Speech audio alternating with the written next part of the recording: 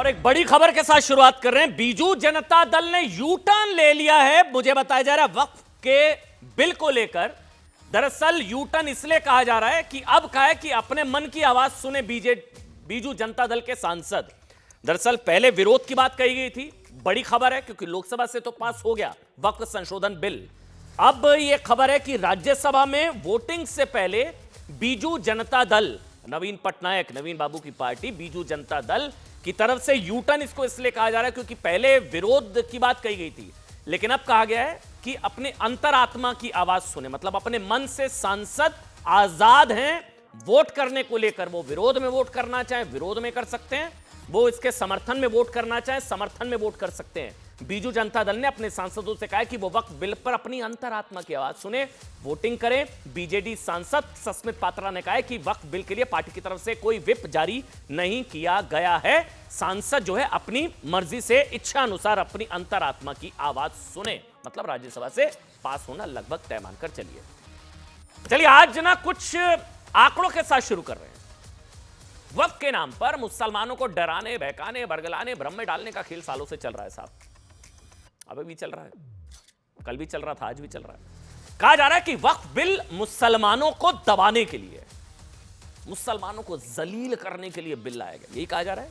आपने सुना होगा सारे सांसदों को। इस बिल के जरिए मुसलमानों के धार्मिक अधिकार छीने जा रहे हैं। लेकिन आज ही के दिन मुस्लिमों से जुड़े कुछ ऐसे चौंकाने वाले आंकड़े में देश नहीं झुकने देंगे, मैं दिखाने जा रहा हूं, जो मुसलमानों को मोदी के नाम पर डराने वाले डर गैंग को शायद बर्दाश्त नहीं होंगे। ये आंकड़े बताते हैं, जानते हैं कि मोदी सरकार में हिंदुओं से ज्यादा मुसलमानों की गरीबी दूर हुई है। जी हां, बिल्कुल ठीक, मैं दोबारा से रिपीट करूंगा, आंकड़े भी दिखाऊंगा। मोदी राज में हिंदुओं से ज्यादा मुसलमानों की गरीबी दूर हुई है। सोचिए, ये काम वो लोग भी नहीं कर पाए जो कहते थे ना कि देश के संसाधनों पर पहला हक मुसलमानों का है। खबर है प्रधानमंत्री की आर्थिक सलाहकार परिषद की सदस्य डॉक्टर शमिका रवि ने भारत में गरीबी उन्मूलन में हुई प्रगति पर कुछ आंकड़े जारी किए हैं। 2011-12 से तुलना करते हुए गरीबी दर में आई गिरावट के कुछ आंकड़े जारी किए कि मोदी राज में हिंदुओं से ज्यादा मुसलमानों की गरीबी दूर हुई है। जी हां, डर गैंग और तुष्टीकरण की फर्जी दुकान चलाने वालों को ये आंकड़े बहुत बुरे लग सकते हैं, कष्ट पहुंच सकता है, पीड़ा हो सकती है, शायद कुछ लोग चैनल बदल सकते हैं। रुकिए, आंकड़े देखकर जाइएगा, बस बुरा लगेगा, लेकिन क्या करें साहब, फैक्ट्स हैं। सुनिए, सरकारी आंकड़ों के मुताबिक ग्रामीण क्षेत्र में मुस्लिम आबादी की गरीबी दर 12 सालों में, 11-12 से 23-24, 12 सालों में 31.7% से घटकर 2.4% हो गई। ये देखिए आप, 31.7% से मुसलमानों की गरीबी दर ग्रामीण इलाके में 2.4%। हिंदुओं से भी ज्यादा कम गरीबी मुसलमानों की हुई ग्रामीण इलाकों में। हिंदुओं की उधर देखिए, 12 सालों में 30.9% से घटकर 4%। मतलब ग्रामीण इलाकों में हिंदुओं से ज्यादा मुसलमानों की गरीबी दूर हुई मोदी राज में। और सुनिए, शहरी क्षेत्रों की बात कर ले तो कुछ लोग कहेंगे वो नंबर तो बता नहीं रहे अमन जी। शहरी क्षेत्र में मुसलमानों की गरीबी दर लगभग 40% से 39.4% से घटकर 5.7% हो गई। 5.7%, मतलब ये मोटा मोटा 35% कम, 35, ठीक, 39.4 से 5.7। हिंदू आबादी में भी गिरावट दर में, मतलब गिरावट देखी गई, और उसके मुताबिक 2011-12 में 24.4% से 3.7, यहां 20% के आसपास। मुसलमानों की गरीबी दर जो कम हुई वो हुई 35%। देखिए, नरेंद्र मोदी सरकार की योजनाओं का असर हो सकता है, जहां जाति धर्म का भेद किए बिना सभी को फायदा मिला।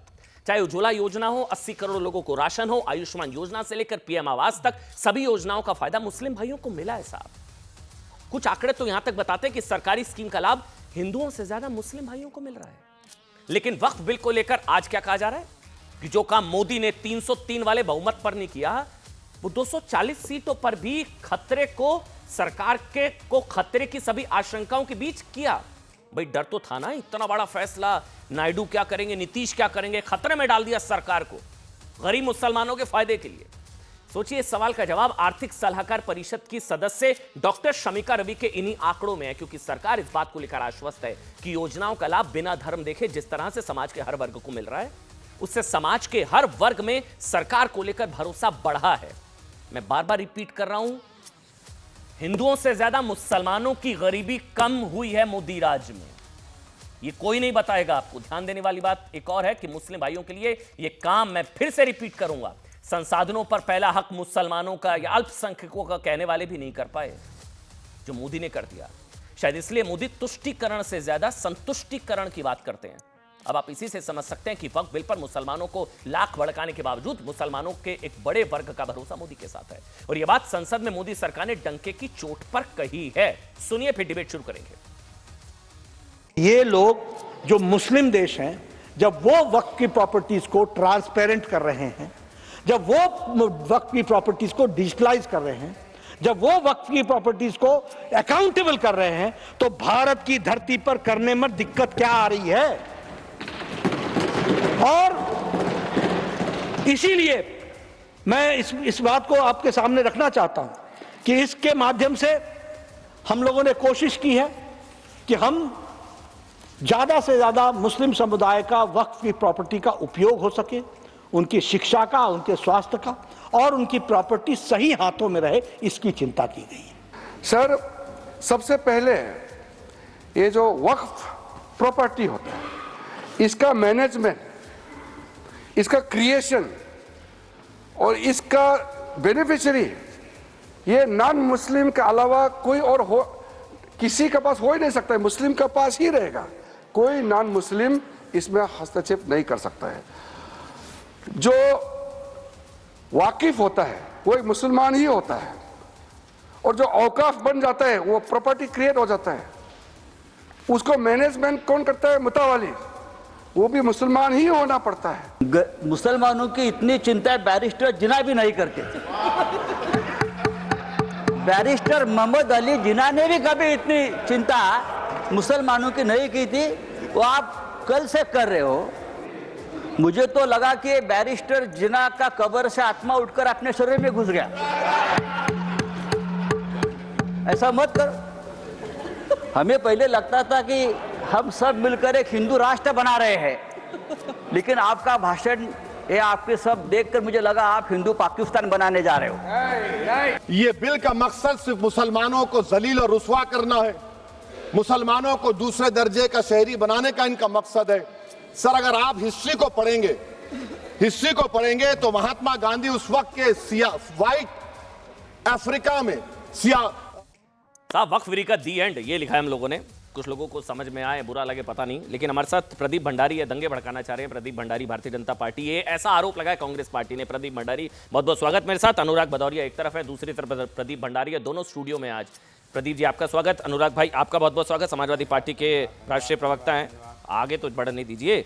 मेरे साथ सुबुई खान हैं, जो कि राष्ट्रीय संयोजिका है राष्ट्रीय जागरण अभियान की। सुबुई जी आपका बहुत बहुत स्वागत। शालिनी अली मुस्लिम राष्ट्रीय मंच से है, शालिनी जी बहुत बहुत स्वागत। और साथ ही मेरे साथ मुमताज आलम रिजवी भाई हैं, जो कि इस्लामिक स्कॉलर हैं, आपका स्वागत। लेकिन प्रदीप भाई दंगे भड़का रहे हैं, आप लोग क्या कर रहे हैं? सुनिए, आज सुना हमने सबको, दंगे भड़काना चाह रहे हैं। कांग्रेस के सांसद ने ये ऑन रिकॉर्ड कहा है, दंगे भड़काना चाह रहे हैं आप लोग। देखिए, असली दंगाई तो कांग्रेस पार्टी है, और वो घबरा इसीलिए गई है कि आज कांग्रेस पार्टी देश के सामने एक्सपोज हो चुकी है। मेरे पास में ये वक्फ अमेंडमेंट बिल की कॉपी है अमन भाई। अच्छा। मैं ओपन चैलेंज कर रहा हूं अनुराग भदौरिया, क्योंकि पढ़ के नहीं आए, दे दीजिए इनको शो पे, क्लॉज बाय क्लॉज एक बता सकते हैं कि क्या इनको दिक्कत है, नहीं बताएंगे। ये गले भी घुमाएंगे इधर की, ये टिम्बकटू जाएंगे, दूसरी जगह जाएंगे, पर वक्फ अमेंडमेंट बिल पे बात नहीं करेंगे। अमन भाई, मैं सीधी बात करना चाहता हूं।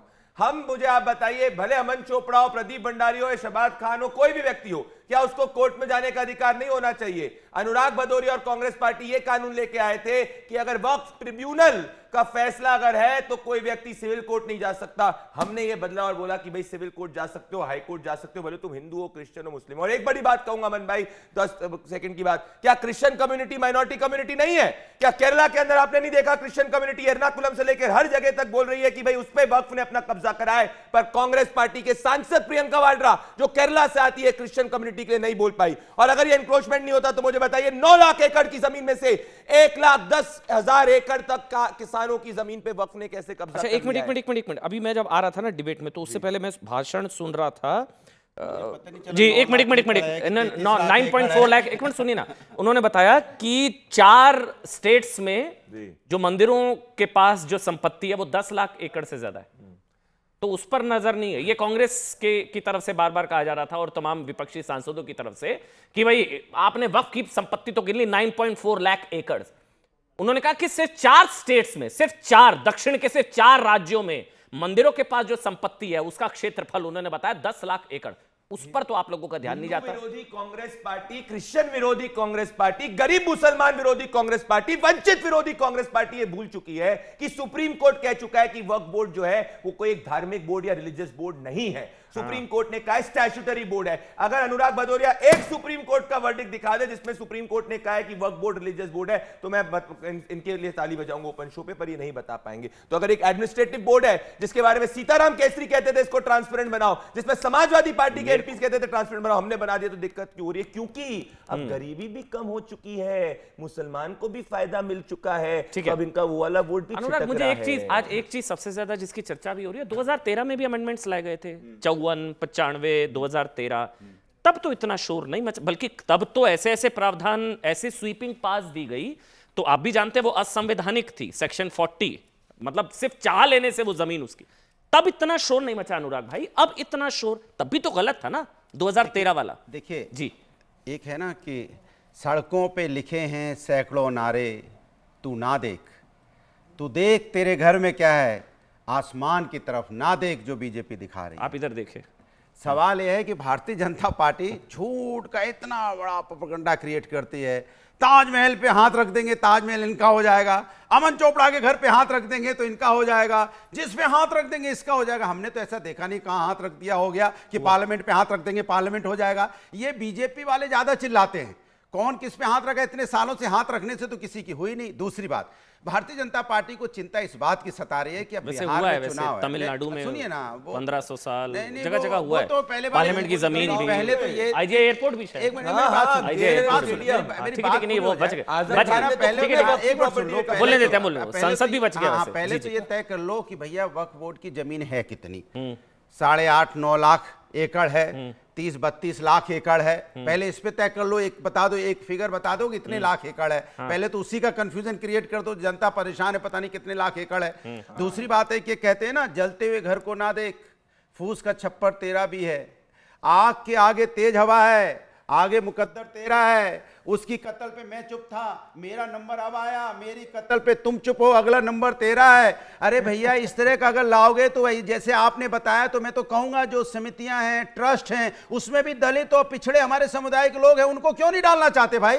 दलित ने क्या नुकसान किया है कि जो उनके बारे में आप नहीं सोच रहे हो? आपको इतनी चिंता मुस्लिम भाइयों की है तो क्या हमारे दलित भाइयों की और बैकवर्ड की चिंता आपको क्यों नहीं सताती? मैं जानना चाहता हूं। इसके मतलब क्या आप वोट बैंक की राजनीति करना चाहते हो, नफरत की राजनीति करना चाहते हो? कल आप ले आओगे सिख के समुदाय, नहीं है, ये दलितों की चिंता कर ही नहीं रहे, बैकवर्ड की चिंता कर, इसलिए हमने पीटीआई की बात बोली। किसी मंदिर ट्रस्ट के बोर्ड में नहीं है। नहीं, मैं बोलता हूं लाइए ना, उनको अधिकार दीजिए, ऑलरेडी है, अधिकार दीजिए, ऑलरेडी अधिकार दीजिए। मेरी बात पूरी होने दी। अनुराग एक एक करके आपने बोला मंदिर ट्रस्ट के बोर्ड में दलित नहीं है, नहीं है क्या? फिर आप टोकना नहीं है क्या? अरे मैं कहता हूं नहीं है क्या? आप और लाओ ना रिजर्वेशन देकर। अच्छा है, अच्छा आप चाह रहे हैं? नहीं है, ये बात, मेरी बात सुनिए, मेरी पूरी बात, मैं हाँ। कहता हूं उनको भी लाओ, उनको भी सम्मान पूर्वक लाओ, उनको भी मंदिरों में वहां पे जो कहना क्या चाह रहे हैं? जहां पे मैं ये कहना चाहता हूं कि आप सिर्फ मुसलमानों के इतने हितैषी अचानक क्यों हो गए?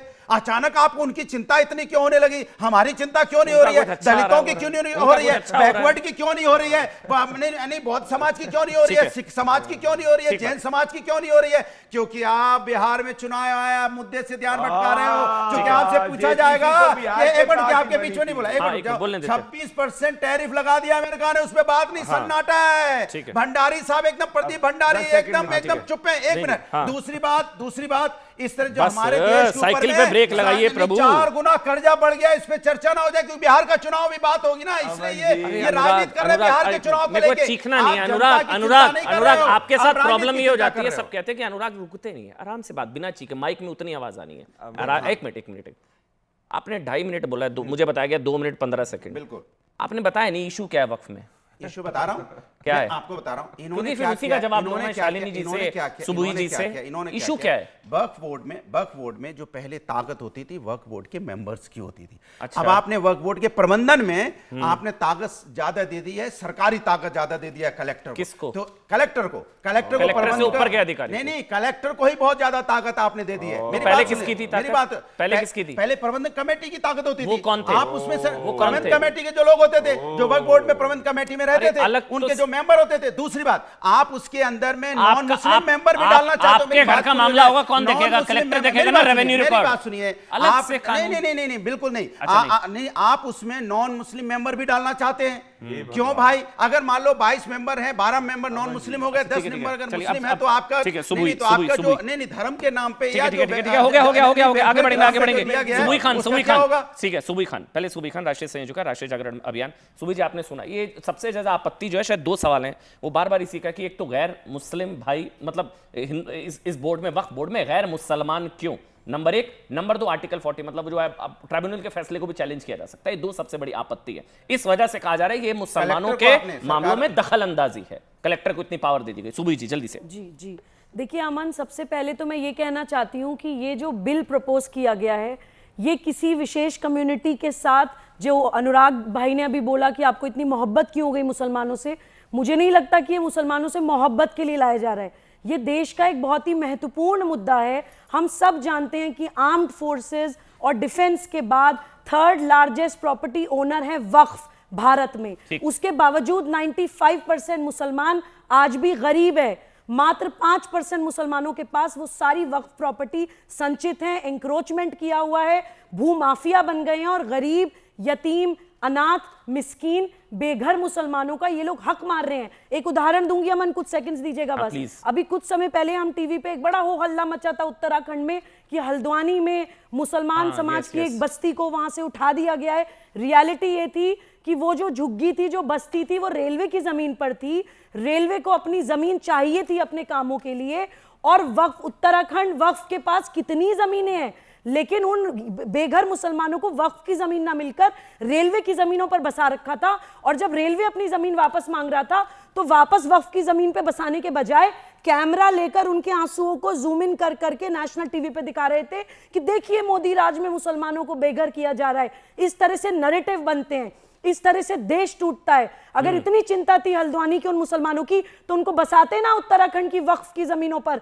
क्या करते हैं इन जमीनों का, कहां जाती हैं ये जमीनें? करप्शन होता है अमन, इलीगल इंक्रोचमेंट्स होते हैं, मुतवल्ली खुर्द-बुर्द कर देते हैं। ये मुसलमानों के बेनिफिट के लिए है? बस जल्दी से इतना बताइए ना, सीधा पॉइंट पर आते हैं। अमन, मुसलमानों अमन, की ये बेहतरी मुझे के लिए है लगता है वक्फ संशोधन आजाद बिल? भारत में अच्छा। पहली बार मुसलमानों के हक के लिए, गरीब मुसलमानों के लिए, यतीम मुसलमानों के हक के लिए कोई ऐसा कानून आ रहा है जो अरे उनको अनुराग, गरीबी आप रेखा उनसे से ज्यादा ऊपर मुसलमान तो उठाएगा। नहीं है ना, चुप रहिए ना। उन्हें ज्यादा पता अपने धर्म के बारे में, आप ज्यादा इस्लाम के जानकार हैं। ये वो ज्यादा खुद जानते मुसलमान हैं। है, वो बोल रही है। ये हरा मैं कुर्ता बताऊंगा पहन के इस्लाम के बारे में। जवाब हाँ, तो रुक दो, जाइए, जवाब आराम। तो दो। पहले अनुराग भाई, रिजवी भाई बोलेंगे, पहले एक मुसलमान एक एक करके एक एक बात हिंदू मुसलमान अरे वो आप ही कह रहे हैं ना, मुसलमानों पर अत्याचार है, वो खुद मुसलमान है। वो भी भारतीय है, मैं भी भारतीय हूँ। करके बस ऐसे नहीं गरब से सुबह कंप्लीट प्लीज। अमन, एक बात और अनुराग भाई, देखिए हरा कुर्ता पहनने से ये इस्लाम को मुसलमान से ज्यादा नहीं जान जाएंगे। लेकिन मैं एक बात बोलना चाहती हूँ अमन, अभी मैंने दूसरे चैनल पे भी बोला था, आपका चैनल बहुत ज्यादा लोग,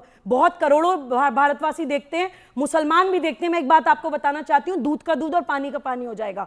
समाजवादी पार्टी जो ये मुसलमानों के हितैषी बन रहे हैं, इनके राज में पोजीशंस पे बैठते हैं यादव, बदमाश बनता था मुसलमान।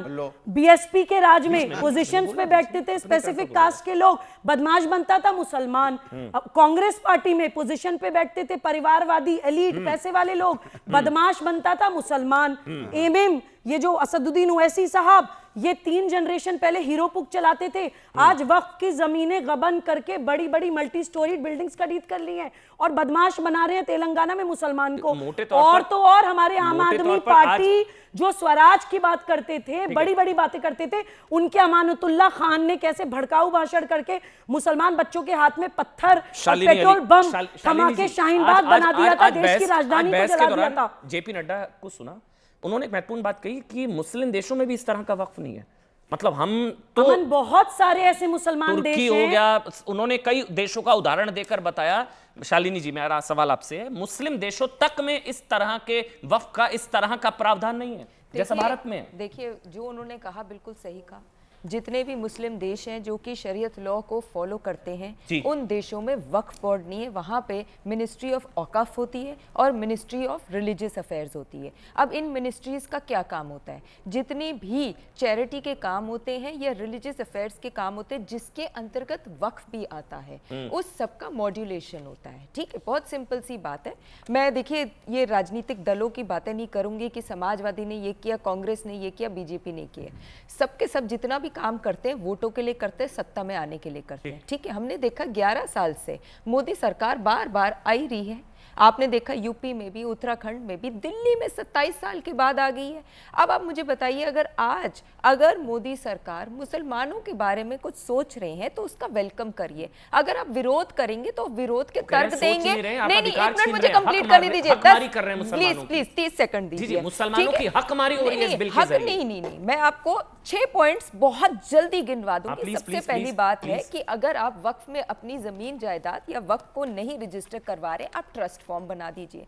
दूसरी चीज कि वक्फ उल औलाद के तहत आप अपनी जो भी वक्फ करना चाहते हैं वो आप लीगल एयर सिस्टम जो कि शरीयत के हिसाब से लिखा हुआ है इस्लाम में, कुरान में, उसके हवाले से करिए। 1/3 प्रॉपर्टी जो आपकी बनती है वो आप विल कर दीजिए, वक्फ में दे दीजिए, उसमें कोई आपत्ति नहीं होनी चाहिए। तीसरी चीज, महिलाओं का प्रावधान पहले भी था, अब उन्होंने अनिवार्य बना दिया, तो वो मुस्लिम बहनों को बढ़ा रहे हैं। और इसका हमारे पास पहले भी ये बात है कि रिजर्वेशन बिल भी लाने वाले वही थे, बल्कि बहुत सारे चैनलों में ये बार बार आ रहा है। एक मिनट, बहुत सारे चैनलों में ये बात बार बार आ रहा है कि देखिए अगर वो महिलाओं के लिए और मुसलमानों के लिए इतना हक में बात कर रहे हैं तो क्यों उनके रिप्रेजेंटेटिव्स मुसलमान नहीं होते?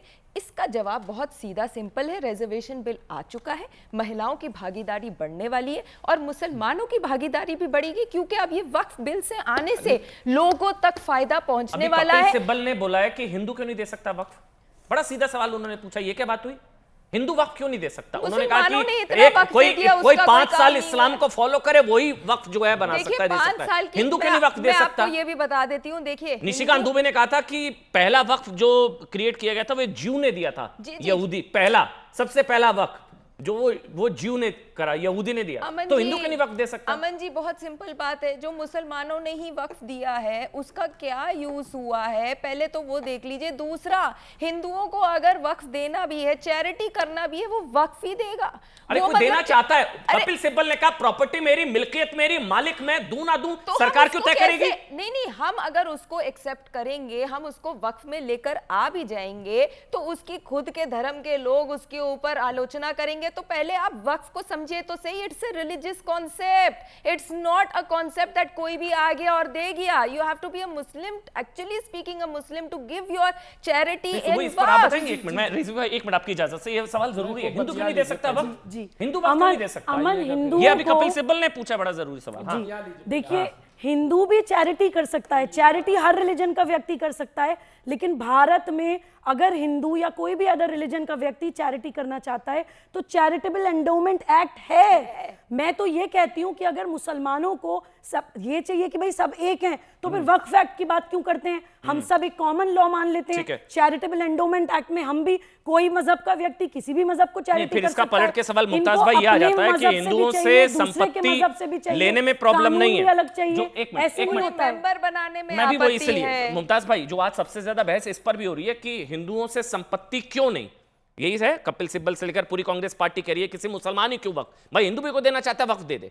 तो इसका पलटकर सवाल है कि हिंदुओं से संपत्ति लेने में प्रॉब्लम नहीं है, लेकिन हिंदू मेंबर को लेने में प्रॉब्लम है। मुमताज आलम रिजवी, अब आप बोलिए सर। अमन जी, बहुत बहुत शुक्रिया जी। देखिए, उलझाइए नहीं ये हिंदू मुस्लिम में कि हिंदू क्यों नहीं रह सकते, हिंदू मुसलमान ये धर्म का मामला ही नहीं है। मत उलझाइए। आज़ादी के बाद सबसे बड़ा डाका ये मारा गया है, और अलल ऐलान पार्लियामेंट के अंदर कहते हुए, डाका जी, जो मारा जा रहा था, के बाद जो मारा जा रहा था, नहीं मारा नहीं जा रहा था, मारा गया खुल्लम खुल्ला, और कल उसका बाकायदा पार्लियामेंट के अंदर ऐलान हुआ।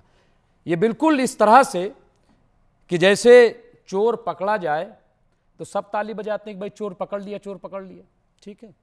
फिर चोर से माल भी बरामद कर लिया जाता है तो सब ताली बजाते हैं। ये उनमें से हैं दो कि चोर पकड़ा गया तो ताली बजवा रहे हैं, माल बरामद हुआ तो ताली बजवा रहे हैं। अब भदौरिया जी कह रहे हैं कि साहब जो माल पकड़ा गया है तो मालिक को दो, माल जो पकड़ा गया मालिक को दो, और जो चोर था उसको जेल भेजो। अब इसमें सब चुप हैं, ना तो माल दिया जा रहा है मालिक को और ना चोर को जेल भेजा जा रहा है। एक मिनट रुक जाइए, मैं इतनी देर से सुनता रहा। तो हो जाए फिर भेजेंगे ना, नहीं, अरे नहीं, वही तो मैं कहने जा रहा हूं।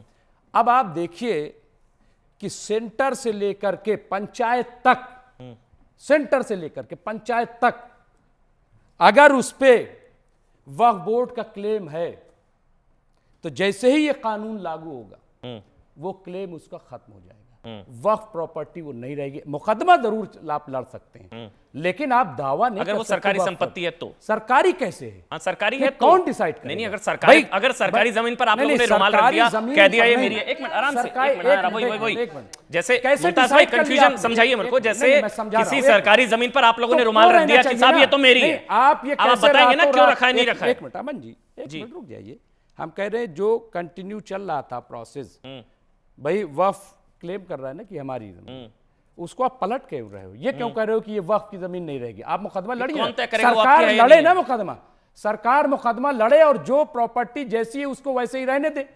लेकिन ये रातों रात क्या कहा था कल अमित शाह जी ने, सुना नहीं? क्या कहा था बताइए? कि मैं छोड़ नहीं सकता, मैं ऐसे दे नहीं सकता। और उससे ज्यादा अनुराग ठाकुर ने क्या कहा? ये मुगलिया कि 123 प्रॉपर्टी से लेकर के ऐसा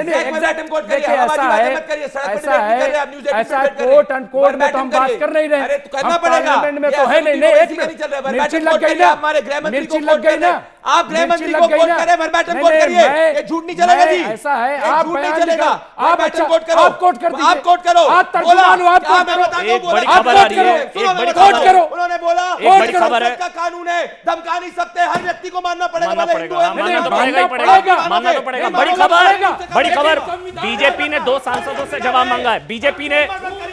बड़ी खबर, बीजेपी ने 2 सांसदों से जवाब मांग लिया। बड़ी खबर है, विप के बावजूद बीजेपी के 2 सांसद गैर हाजिर रहे थे। बड़ी खबर है साहब, जानना चाहिए। विप के बावजूद बीजेपी के 2 सांसद कल वोटिंग से गैर हाजिर रहे थे। बीजेपी आला कमान ने उनसे जवाब मांग लिया है। कल लोकसभा में वोटिंग हुई थी, 2 एमपीज विप के बावजूद गैर हाजिर रहे थे। बीजेपी आला कमान ने उनसे जवाब मांग लिया है। मुमताज आलम रिजवी, कौन से बयान की आप बात कर रहे थे? जो मैंने बयान सुना है, देश का कानून है, संसद द्वारा पास हुआ है, हर एक पर यह बाध्यकारी होगा, मानना पड़ेगा। एक मिनट, ये बोला था ना, तो मानना तो पड़ेगा। एक मिनट, हमारे मानना पड़ेगा। भंडारी जी मौजूद हैं और ये हमें बता दें कि सेक्शन 107 में क्या है। अरे नहीं, अमित शाह ने जो बोला था पहले उस पर बोलिए, बोल रहे थे। नहीं, मैं वही कह रहा हूं, मानना तो पड़ेगा ना कानून। नहीं, हमने मानना तो पड़ेगा, मानेंगे, हमने कब कानून नहीं माना, लेकिन हम प्रोटेस्ट नहीं करेंगे। धमकियां दी जा रही है ना साहब, गला कट जाए, कुर्बानी हो जाए, प्रोटेस्ट करेंगे। हाँ। क्या दिक्कत है? बाग नहीं बनाने संविधान खिलाफ प्रोटेस्ट करो, शाहीन बाग नहीं बनाने देंगे। क्यों नहीं बनाने देंगे? संविधान के खिलाफ है क्या? किसानों को भी यही कह रहे थे, लेकिन घुटने टेकने पड़ गए, कृषि कानून वापस लेना पड़ गया और गलती के लिए माफी मांगनी पड़ी। कोशिश करोगे, कानूनी रूप से नहीं दे सकते, आंदोलन भी होगा। मुमताज, बयान इस तरह के हैं, सर पर कफन बांध के निकलेंगे। सुनिएगा बयान, 1 मिनट रुकिए। सर पर कफन, हम खून देने में कोई प्रॉब्लम नहीं, फिर से हम शाहीन बाग बना देंगे, सर कटाने में भी प्रॉब्लम नहीं, सर दे सकते हैं, खून बहाना, कुर्बानी, सर कटाना, कफन, ये सब क्या है? ये वही है जो कार सेवा वाले कहते हैं। अच्छा, तो आप ये सब करेंगे, बाबरी मस्जिद ये सब करेंगे आप, ये सब करेंगे, बाबरी मस्जिद ये सब करेंगे, एक मिनट, ये सब करेंगे, औरंगजेब की कब्र ये सब कार सेवा वाले से सवाल किया, ये सब करेंगे, नहीं, ये सब नहीं, करेंगे, हम क्यों करेंगे? ये सब कार सेवा खत्म वालों नहीं से करेंगे, सवाल किया, कर ही नहीं सकते सर। ये सवाल ऐसे ही हिम्मत भी मत करिएगा, आपके आपकी हर जगह बोर्ड पे काली आपकी भलाई के लिए बोल रहा हूं, कोशिश भी मत करिएगा। भंडारी जी से सवाल आप अच्छे आदमी, फालतू में क्यों फंसेंगे जी? हां, मैं वही कह रहा हूं, बहस नहीं कर रहे हैं, लेकिन ये सवाल कार सेवा वालों से भी कर लीजिए। आपको बहुत जिम्मेदारी से कह रहा हूं, अगर कानून अपने हाथ में लेने की कोशिश करी और शाहीन बाग का सोचा भी, तो कानूनी रूप से कार्रवाई। मुसलमान भी आपके जिम्मेदार है, यहाँ पे जो 2 महिलाएं वो भी मुस्लिम कम्युनिटी की रिप्रेजेंटेटिव है। आप जो है जाके अपनी दुकान बंद करिए, ये पार्लियामेंट ऑफ इंडिया को कहते हो वक्फ का लैंड है, जवाहरलाल नेहरू स्टेडियम को कहते हो वक्फ का लैंड है, ईडन गार्डन को कहते हो वक्फ का लैंड है। आप सुनिए मेरी बात, थोड़ी बहुत समझिए आपकी, पढ़ने की आइए, आप सुनिए, कागज दिखाऊंगा मैं, वक्फ वाले नहीं दिखा रहे तो मैं दिखाऊंगा। मेरे को एक चीज जाननी है, एक मिनट प्रदीप, उससे पहले एक बार अनुराग भदौरिया। अनुराग, बार बार ये कहा जाता है कि जब सीए आ रहा था, मुझे याद है कि धर्म आधारित कानून नहीं होना चाहिए, आया ना, ये कहा जा रहा था कि धर्म के आधार पर कानून नहीं होना चाहिए, सीए, ये इसी बात पर विरोध। तो ये भी तो धर्म के आधार पर अलग से कानून है, कानून से बड़ा कोई नहीं है, कानून से बड़ा कोई नहीं, लेकिन यहां पर ओवरराइडिंग पार्स थी कि कानून के ऊपर भी इसको माना जाएगा, थी। देखिए, सवाल यह है कि लास्ट 30 सालों में अगर देखा जाए तो 20 साल में केंद्र में भारतीय जनता पार्टी की सरकार है और राज्यों में देखा जाए तो कई राज्यों में 20-20 साल से भारतीय जनता पार्टी की सरकार है। तो क्या 20 साल से बिहार में भारतीय जनता पार्टी की सरकार थी जो वक्फ बोर्ड की जमीनों की जो बात ये कर रहे थे, अगर उत्तर प्रदेश में देखा जाए तो 8.5 साल से, तो चेयरमैन वक्फ बोर्ड के तो ज्यादातर सरकार के ही हैं, फिर वो कंटिन्यू क्यों कर रहे थे? आपको तभी रोक के उस पर कार्रवाई करनी थी, उनको वक्फ बोर्ड के चेयरमैन लगातार आप अपने क्यों बनवा रहे थे आप भारतीय जनता पार्टी? इसके मतलब आप इंतजार कर रहे थे कि भाई बिहार में चुनाव आएगा उसके बाद हम ये माहौल बनाएंगे। एक सवाल है, तो आपने क्यों नहीं मैं सुनना चाहता, क्या सवाल उसमें उठाया? क्या किसी सरकार ने, जो सरकार वहां पे रही है, उनके नुमाइंदे चेयरमैन वक्फ बोर्ड के रहे हैं, क्या उनको चेयरमैन क्यों बनाया? अगर चेयरमैन बनाया तो उनसे सवाल क्यों नहीं उसमें पूछा गया था कि आपने ऐसा क्यों किया? अगर कहीं ऐसा सवाल पूछा हो तो बताइएगा। दूसरी बात, अभी कह रहे थे कि उसमें मुसलमानों से नहीं, ज्यादा आप सुनो गुस्सा ना, है। मेरी बात सुनो, वो अभी कहते गरीब मुसलमान भाइयों से ज्यादा आप गुस्सा मेरी बात है। नहीं, मेरी मुसलमान भाई खुश हैं, आप क्योंकि हम नाखुश हैं। हिंदुस्तानी हैं, हमें दर्द खुश नहीं है। एक मिनट बात सुनिए, मैं हिंदुस्तानी हूं, मुझे याद है कि देश की आजादी में किसी ने नहीं देखा कि मैं हिंदू हूं कि मुस्लिम हूं कि सिख हूं कि ईसाई है, सभी ने अपनी शहादत दी और देश को आजाद दिलाया। इस कानून में लेकिन देखा जा रहा है देश ना। की आजादी के बारे में भारतीय जनता पार्टी बात नहीं करती है। बात किसकी कब्र खोदते जाके? अकबर, औरंगजेब, बाबर। अरे क्या लेना देना भाई? कौन मानता है बाबर को, औरंगजेब को? हम महान मानता ही नहीं है। लोग इस देश के लोग बाबर औरंगजेब को नहीं मानता ही नहीं है, उनको अपना आदर्श मानता ही नहीं है। लेकिन बीजेपी उनको इतना आदर्श मानती है कि उनकी तो कब्र खोदती है। लेकिन जो लोग हमारे तोपों से, जो यहाँ गोलियों से उड़ा दिए गए, जो फांसी पे जिनकी वजह से लटके, उन अंग्रेजों के बारे में बात नहीं करेंगे। मुझे नहीं पता था, मुझे नहीं पता था। वोट बैंक सुनिए, क्योंकि अबू आसिम आजमी बीजेपी के नेता है, मुझे नहीं पता था, अभी आज ही पता लग रहा है। औरंगजेब को महान बताने वाले अबू आसिम आजमी बीजेपी के नेता है, मुझे जानकारी नहीं थी। प्रदीप को जवाब उसके बाद। खालिद अनवर को नाम लेना है। अबू आसिम आजमी आपकी पार्टी के नेता नहीं है। अबू आसिम आजमी औरंगजेब को महान बताने वाले किस पार्टी के नेता थे?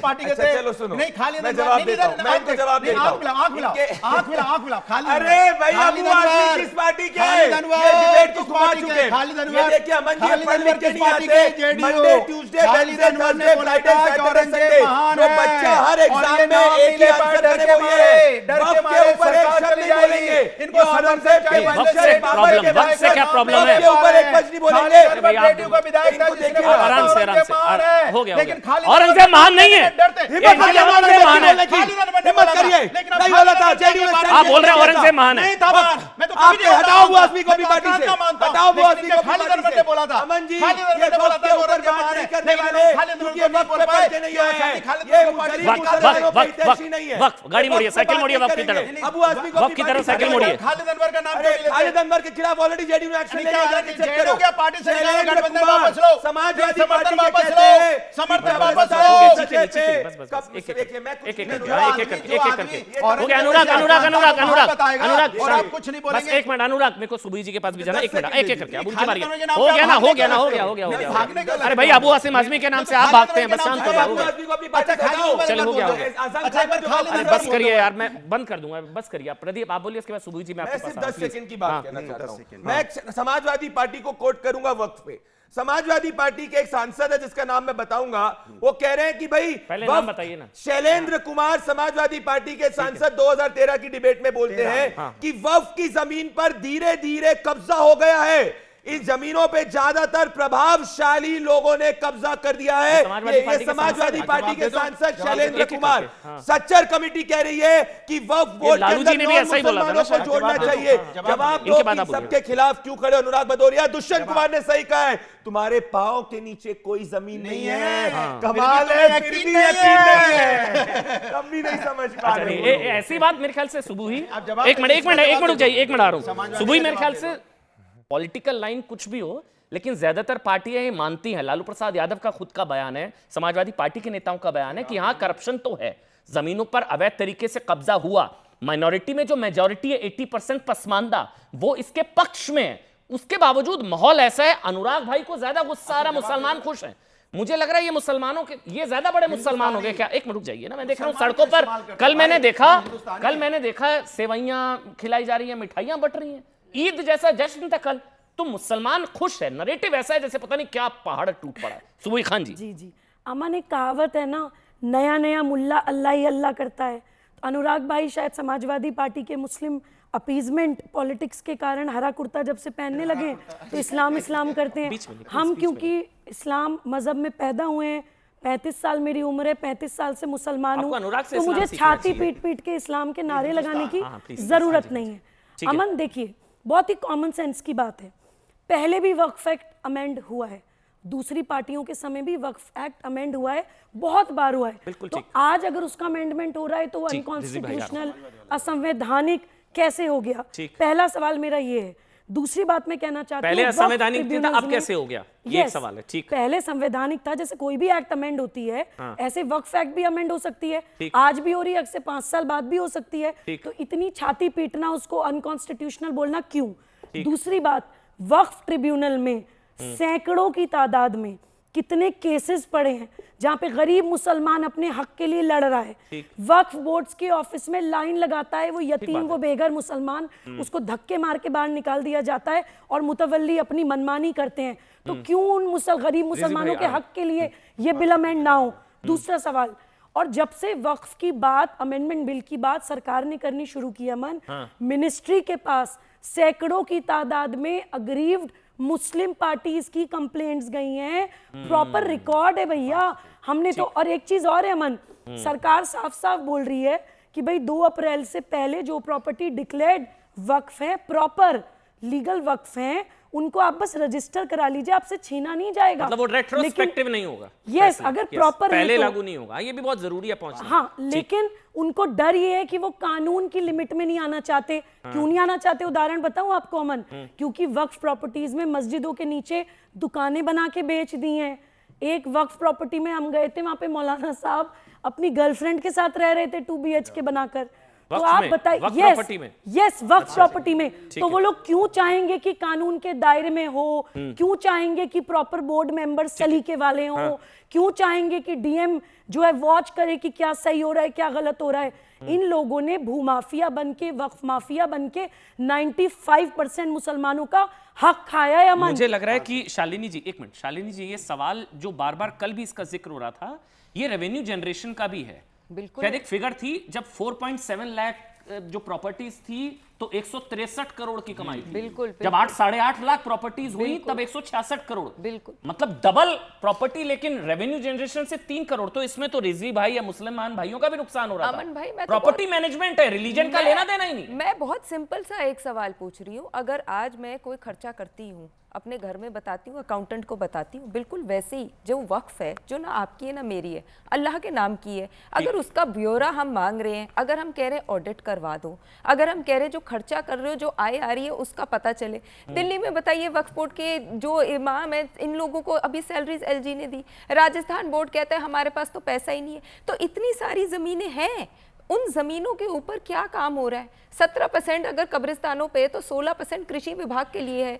क्यों वहां पे उपजाई काम नहीं हो रहा है? क्यों कोई इंडस्ट्री, ये लोग रिलायंस, अदानी, मैं फिर कह रही हूँ, मैं राजनीतिक दलों पे नहीं जा रही हूँ, मैं प्रैक्टिकलिटी बात कर रही हूँ।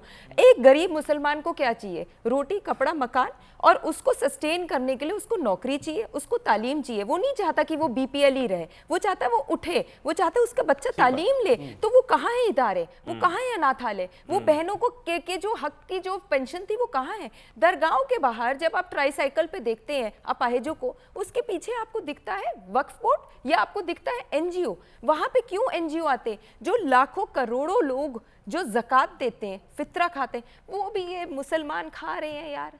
तो एक जो रिलीजियस एक्ट है जिसके लिए आप खींच रहे हो मुद्दे को, मैं ये कह रही हूँ समाजवादी पार्टी, AMI, आपके ओवैसी साहब और Congress, I give it to TDP, जितनी मीटिंग्स हुई जेपीसी के, उनका एक रिप्रेजेंटेटिव टीडीपी में रहा, वो रहा उन जेपीसी मीटिंग्स में, उन्होंने मुद्दा उठाया, उनका जो मुद्दा था उसके ऊपर क्लैरिफिकेशन ली उन्होंने। इसका जवाब आप दे सकते हैं, क्योंकि बार-बार कहा जा रहा है कि सेकुलर आप लोग कहते हैं सेकुलर होना चाहिए, सेकुलर भारत, सेकुलरिज्म। एक मिनट रिजवी भाई, तो इसमें मीटिंग्स में इनके मेंबर्स नहीं होते थे। इससे ज्यादा सेकुलर बोर्ड और क्या होगा जिसमें पिछड़े, पसमानदा, जो है आगा खानी, वोहरा और सेकुलर और समावेशी, मतलब हिंदू भाई और महिलाएं मैंडेटरी, पहले भी महिलाएं लेकिन अब मैंडेटरी अनिवार्य है, तो ये तो सबसे सेकुलर हुआ ना। नहीं, मुमताज आलम रिजवी जी सबसे पहले भंडारी जी ने जो शेर पढ़ा था, मैं उनको जवाब दे दूं कि चले तो पैर के नीचे कुचल गई कोई शय,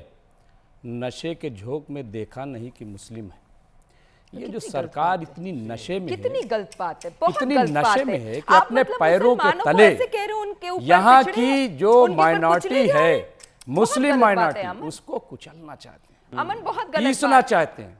आपके यही पास वजह। कितनी एक property है मिनट, वक्त एक की? मिनट, एक मिनट, आपके पास कितनी है वक्त? नहीं, एक मिनट, आपके पास कितनी एक है? मिनट, आपकी एक पीड़ा मिनट, कुछ और है, अरे मेरे को लग रहा है। उनके में नहीं पैसे बोलते, का मामला है बाबू भंडारी भैया, जी कितनी बोलते हैं। आपके पास वक्त नहीं, ये कितनी है? गलत बात है अमन जी, एक मिनट मेरे, कितनी- यही तो कुचलना कितनी है। दबाकर बैठे हैं आप भी वक्त की? कुचल रहे हो हमें, कितनी दबाकर गलत बैठे बात हैं आप भी वक्त की? कुचल रहे हो हमें, परेशानी क्या है? कुचल दीजिए। कौन कुचल रहा है? कहाँ कुचल रहे हो क्यों हमें? भड़का रहे हैं? क्यों कुचल- उकसा रहे हैं? कैसे क्यों कुचला भड़का रहे हैं? जाता क्यों है? भ्रम फैला रहे हैं? नहीं, कहाँ कुचल दीजिए दिया? आप भी। कहाँ कुचल दिया? आप कहाँ भी कुचल कुचल दिया? दीजिए। कहाँ कुचल किसने रहे हो दिया? हमें। वहाँ बोलने मिठाइयाँ नहीं खिला दे रहे हैं मुस्लिम भाई, बोलने सेवइयाँ ही खिला नहीं दे रहे हो। आतिशबाजियाँ कर रहे हैं। बोलने नहीं दे रहे आप हो। कह रहे हैं, आप ये स्टूडियो वाला कुचलना मौलाना, है। मैं कह रहा हूँ ये मौलाना कुचलना परेशान है, है, मुस्लिम बोलने खुश नहीं दे रहे हैं। हो। मौलाना परेशान है, मुस्लिम खुश हैं। हमें बोलने नहीं दे रहे हो, मैं कह रहा हूँ कि कुछ अमन बार-बार मैं कह रही थी, आप एक मिनट एक इसी का मिनट, जवाब एक दूं मिनट। 10 सेकंड पहले में। एक मिनट बार-बार कंप्लीट मैं कह रही कर थी ले, पहले राजनीतिक दलों को मत पहले बोले, लेकर हाँ, आओ, रिजवी इन आप बोलिए यार। सबके राजनीतिक पहले दलों रिजवी के बोलिए। लोगों के पास अरे नहीं, वक्त हाँ, की विपक्ष जमीनें में। हैं, कांग्रेस के रिजवी लोगों पे रिजवी विपक्ष वक्त में की नहीं है, जमीनें, सपा मुमताज पे आलम हैं, रिजवी ओवैसी विपक्ष पे में नहीं हैं। है। नहीं, बस हो गया मुमताज आलम देखिए, रिजवी जी। देखिए भंडारी जी हाँ, बहुत कागज लेके आए हैं, वो पढ़ लिख करके आते हैं, अच्छी बात है, डिबेट में जाना चाहिए पढ़ लिख करके। बार बार ये वफ़ के मैनेजमेंट, वहाँ पैसा कम पड़ गया। मैं कह रहा हूँ कि जब 2014 में मोदी जी की सरकार आई थी तो देश पर कितना कर्ज था? 65 लाख करोड़। क्या आज टॉपिक कितना, है? एक मिनट रुक क्या पड़े जाइए, हैं? एक मिनट, आज कितना कर्ज है? एक मिनट, अरे रुक जाइए, एक मिनट, अरे रुक जाइए, फिर बोलने लगे। अब रोकिए ना अमन जी, ये इंसाफ नहीं, फिर हमें कुचल रहे हो, अरे कहाँ कुचल फिर रहे हैं? कुचल रहे हो। आप लोग जो है, अरे आप मेरे जैसे सवाल लोग दे रहे हैं ना, आप ही बोलो, मुसलमान के हक आप ही को अनुराग, ज्यादा बोलने मुझे दिया वाइंड अप जाता करना है। भी अनुराग, हमें कुचल रहे हैं, आप वक्त पर बोलिए ना। अरे वक्त मैं पर बोल रहे इकोनॉमी हैं। थोड़ी ना, विदेशी सवाल मुद्रा हो गया, भंडार नहीं, पर चर्चा करने आए हैं कितना यहाँ पर आपके कर्ज है? साथ। कितना कर्ज है बताइए ना। अनुराग, तो हटा दीजिए सरकार, हटाइए अरे सरकार। कर्ज की चिंता हो रही है, 163 का 166, 3 करोड़ का खेल चल रहा है वहां पर। कितना वक्त में घोटाला हुआ? कितना वक्त में घोटाला हुआ? अडानी के पास कितनी दौलत थी? आज कहां से आ गई? अनुराग, और जल्दी से, 80 करोड़ लोगों सेकंड की है। फिक्र नहीं है, समाजवादी जिनको 5 किलो अनाज ब्रेक बिका लेना है, होगा, अनुराग, जल्दी से, बताइए। 30 सेकंड। कि समाजवादी आप पार्टी जवाब ने नहीं सवाल देना उठाया, चाहते हो। आप जेडीयू भागते हो, अरे वो रुक जा जाओ। रहे हैं, बस हो गया, मुझे वाइंड अप करना है, जल्दी से। हिंदू मुस्लिम हाँ, रुको ना, क्या भंडारी जी ने सवाल उठाया कि समाजवादी पार्टी के सांसद ने 2013 में सवाल उठाया था। बिल्कुल उठाया था, तभी तो जेपीसी बनवाई ना कि जेपीसी में आइए, मेरे सजेशन को मानिए। लेकिन आपने हमारे सजेशन माने का, मैं तो मानेगा, मजबूत सारे बनवाना चाहता हूं।